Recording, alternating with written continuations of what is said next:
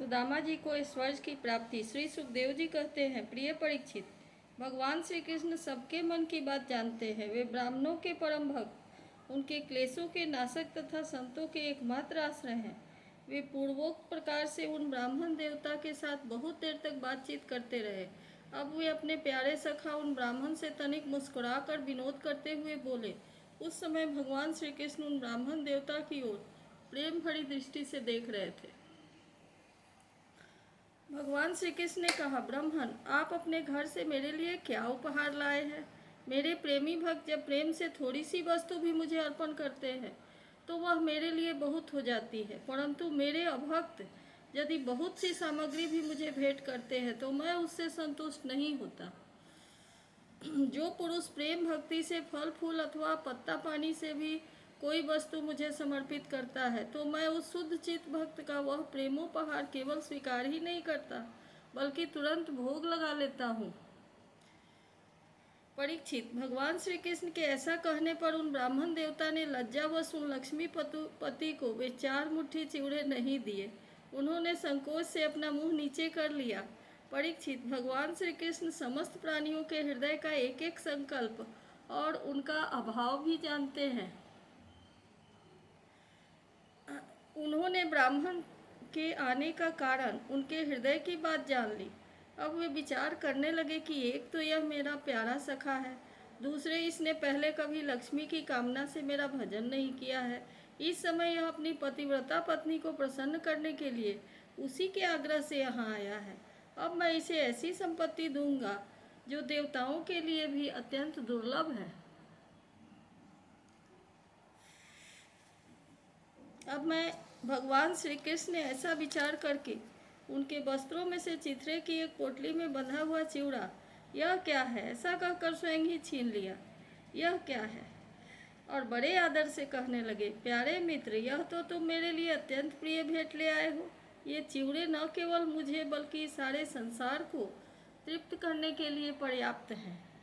ऐसा कहकर वे उनमें से एक मुट्ठी चिवड़ा खा गए और दूसरी मुट्ठी ज्यों ही भरी त्यों ही रुक्मिणी के रूप में स्वयं भगवती लक्ष्मी ने भगवान श्री कृष्ण का हाथ पकड़ लिया, क्योंकि वे तो एकमात्र भगवान ही परायण हैं, उन्हें छोड़कर और कहीं नहीं जा सकती।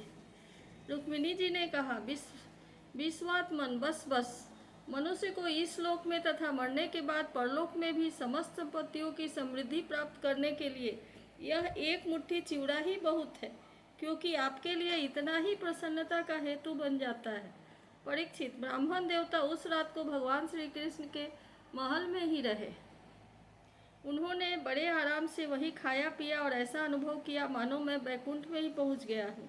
परीक्षित, श्री कृष्ण से ब्राह्मण को प्रत्यक्ष रूप में न कुछ मिला, फिर भी उन्होंने उनसे कुछ मांगा नहीं। वे अपने चित्त की करतूत पर कुछ लज्जित से होकर भगवान श्री कृष्ण के दर्शन जनित आनंद में डूबते उतराते अपने घर की ओर चल पड़े। वे मन ही मन सोचने लगे, ओहो, कितने आनंद और आश्चर्य की बात है। ब्राह्मणों को अपना इष्ट देव मानने वाले भगवान श्री कृष्ण की ब्राह्मण भक्ति आज मैंने अपनी आंखों से देख ली। धन्य है जिनके वक्षस्थल पर स्वयं लक्ष्मी जी सदा विराजमान रहती है। उन्होंने मुझ अत्यंत दरिद्र को अपने हृदय से लगा लिया। कहाँ तो मैं अत्यंत पापी और दरिद्र और कहाँ लक्ष्मी के एकमात्र आश्रय भगवान श्री कृष्ण, परंतु उन्होंने यह ब्राह्मण है ऐसा समझकर मुझे अपनी भुजाओं में भरकर हृदय से लगा लिया। इतना ही नहीं, उन्होंने मुझे उस पलंग पर सुलाया जिस पर उनकी प्राण प्रिया रुक्मिणी जी शयन करती है, मानो मैं उनका सगा भाई हूँ। कहाँ तक कहूँ, मैं थका हुआ था, इसलिए स्वयं उनकी पटरानी रुक्मिणी जी ने अपने हाथों चबड़ डुलाकर मेरी सेवा की। ओह, देवताओं के आराध्य देव होकर भी ब्राह्मणों को अपना इष्ट देव मानने वाले प्रभु ने पांव दबाकर अपने हाथों पिला खिलाकर मेरी अत्यंत सेवा शुश्रूषा की और देवता के समान मेरी पूजा की। स्वर्ग, मोक्ष, पृथ्वी और रसातल की संपत्ति तथा समस्त योग सिद्धियों की प्राप्ति का मूल उनके चरणों की पूजा ही है। फिर भी परम दयालु श्री कृष्ण ने यह सोचकर मुझे थोड़ा सा भी धन नहीं दिया कि कहीं यह दरिद्र धन पाकर बिल्कुल मतवाला न हो जाए और मुझे भूल न बैठे। इस प्रकार मन ही मन विचार करते करते ब्राह्मण देवता अपने घर के पास पहुंच गए। वे वहां क्या देखते हैं कि सबका सब स्थान सूर्य, अग्नि और चंद्रमा के समान तेजस्वी रत्न निर्मित महलों से घिरा हुआ है। ठौर ठौर चित्र विचित्र उपवन और उद्यान बने हुए हैं तथा उनमें झुंड के झुंड रंग बिरंगे पक्षी कलरव कर रहे हैं। सरोवरों में कुमुदनी तथा श्वेत नील और सौगंधिक भांति भांति के कमल खिले हुए हैं। सुंदर सुंदर स्त्री पुरुष बन ठन कर इधर उधर विचर रहे हैं। सरोवरों में कुमुदनी तथा श्वेत नील और सौगंधिक भांति भांति के कमल खिले हुए हैं। उसी स्थान को देखकर ब्राह्मण देवता सोचने लगे, यह मैं क्या देख रहा हूँ, यह किसका स्थान है? यदि यह वही स्थान है तो जहाँ मैं रहता था, तो यह कैसे ऐसा हो गया? इस प्रकार वे सोच ही रहे थे कि देवताओं के समान सुंदर सुंदर स्त्री पुरुष गाजे बाजे के साथ मंगल गीत गाते हुए उस महाभाग्यवान ब्राह्मण की अगवानी करने के लिए आए। पति देव का शुभागमन सुनकर ब्राह्मणी को अपार आनंद हुआ और वह हड़बड़ा कर जल्दी जल्दी घर से निकल आई। वह ऐसी मालूम होती थी मानो मूर्तिमती लक्ष्मी जी ही कमल वन से पधारी हो। पतिदेव को देखते ही पतिव्रता पत्नी के नेत्रों में प्रेम और उत्कंठा के आवेग से आंसू छलक आए। उसने अपने नेत्र बंद कर लिए। ब्राह्मणी ने बड़े प्रेम भाव से उन्हें नमस्कार किया और मन ही मन आलिंगन भी। प्रिय परीक्षित, ब्राह्मण पत्नी सोने का हार पहनी हुई दासियों के बीच विमान स्थित देवांगना के समान अत्यंत शोभायमान एवं देदीप्यमान हो रही थी। उसे इस रूप में देखकर वे विस्मित हो गए। उन्होंने अपनी पत्नी के साथ बड़े प्रेम से अपने महल में प्रवेश किया। उनका महल क्या था, मानो देवराज इंद्र का निवास स्थान। इसमें मणियों के सैकड़ों खंभे पड़े थे, हाथी के दांत बने हुए थे और सोने के पात से मढ़े हुए पलंगों पर दूध की फेन की तरह श्वेत और कोमल बिछौने बिछ रहे थे। बहुत से चंवर वहाँ रखे हुए थे जिसमें सोने की डंडियाँ रखी हुई थी। सोने के सिंहासन शोभायमान हो रहे थे जिन पर बड़ी कोमल कोमल गद्दियाँ लगी हुई थी। ऐसे चंदोवे भी झिलमिला रहे थे जिनमें मोतियों की लड़ियाँ लटक रही थी। स्फटक मणि स्वच्छ भीतों पर पन्ने की पच्चीकारी की हुई थी। रत्न निर्मित स्त्री मूर्तियों के हाथों में रत्नों के दीपक जगमगा रहे थे। इस प्रकार समस्त संपत्तियों की समृद्धि देखकर उसका कोई प्रत्यक्ष कारण न पाकर बड़ी गंभीरता से ब्राह्मण देवता विचार करने लगे कि मेरे पास इतनी संपत्ति कहाँ से आई। वे मन ही मन कहने लगे, मैं जन्म से ही भाग्यहीन और दरिद्र हूँ, फिर मेरी इस संपत्ति समृद्धि का कारण क्या है? अवश्य ही परम ऐश्वर्यशाली जदुवंशी शिरोमणि भगवान श्री कृष्ण कृपा कटाक्ष के अतिरिक्त और कोई कारण नहीं हो सकता। यह सब कुछ उनकी करुणा की ही देन है। स्वयं भगवान श्री कृष्ण पूर्ण काम और लक्ष्मीपति होने के कारण अनंत भोग सामग्रियों से युक्त है। इसलिए वे जाचक भक्त को उनके मन का भाव जानकर बहुत कुछ दे देते हैं, परंतु उसे समझते हैं बहुत थोड़ा, इसलिए सामने कुछ नहीं कहते।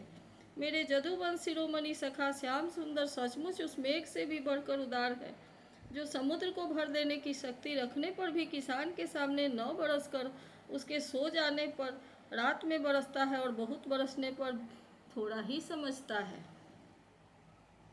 मेरे प्यारे सखा श्री कृष्ण देते हैं बहुत पर उसे मानते हैं बहुत थोड़ा, और उनका प्रेमी भक्त यदि उनके लिए कुछ कर भी दे तो वो उसको बहुत मान लेते हैं। देखो तो सही, मैंने उन्हें केवल 1 मुट्ठी चिवड़ा भेंट किया था, पर उदार शिरोमणि श्री कृष्ण ने उसे कितने प्रेम से स्वीकार किया। मुझे जन्म जन्म उन्हीं का प्रेम, उन्हीं की हितैषिता, उन्हीं की मित्रता और उन्हीं की सेवा प्राप्त हो। मुझे संपत्ति की आवश्यकता नहीं, सदा सर्वदा उन्हीं गुणों के एकमात्र निवास स्थान महानुभाव भगवान श्री कृष्ण के चरणों में मेरा अनुराग बढ़ता जाए और उन्हीं के प्रेमी भक्तों का सत्संग प्राप्त हो। अजन्मा भगवान श्री कृष्ण संपत्ति आदि के दोष जानते हैं। वे देखते हैं कि बड़े बड़े धनियों का धन और ऐश्वर्य के मत से पतन हो जाता है, इसलिए वे अपने अदूरदर्शी भक्त को उसके मांगते रहने पर भी तरह तरह की संपत्ति, राज एवं ऐश्वर्य आदि नहीं देते। यह उनकी बड़ी कृपा है। परीक्षित, अपनी बुद्धि से इस प्रकार निश्चय करके वे ब्राह्मण देवता त्याग पूर्वक अनासक्त भाव से अपनी पत्नी के साथ भगवत प्रसाद रूप विषयों को ग्रहण करने लगे और दिनों दिन उनकी प्रेम भक्ति बढ़ने लगी। प्रिय परीक्षित, देवताओं के भी आराध्य देव भक्त भयहारी जगपति सर्वशक्तिमान भगवान स्वयं ब्राह्मणों को अपना प्रभु, अपना इष्ट देव मानते हैं, इसलिए ब्राह्मणों से बढ़कर और कोई भी प्राणी जगत में नहीं है। इस प्रकार भगवान श्री कृष्ण के प्यारे सखा उस ब्राह्मण ने देखा कि यद्यपि भगवान अजित है, किसी के अधीन नहीं है, फिर भी वे अपने सेवकों के अधीन हो जाते हैं। उनसे पराजित हो जाते हैं। अब वे उन्हीं के ध्यान में तन्मय हो गए। ध्यान के आवेग से उनकी अविद्या की गांठ कट गई और उन्होंने थोड़े ही समय में भगवान का धाम, जो कि संतों का एकमात्र आश्रय है, प्राप्त किया। परीक्षित, ब्राह्मणों को अपना इष्ट देव मानने वाले भगवान श्री कृष्ण की इस ब्राह्मण भक्ति को जो सुनता है, उसे भगवान के चरणों में प्रेम भाव प्राप्त हो जाता है और वह कर्म बंधन से मुक्त हो जाता है।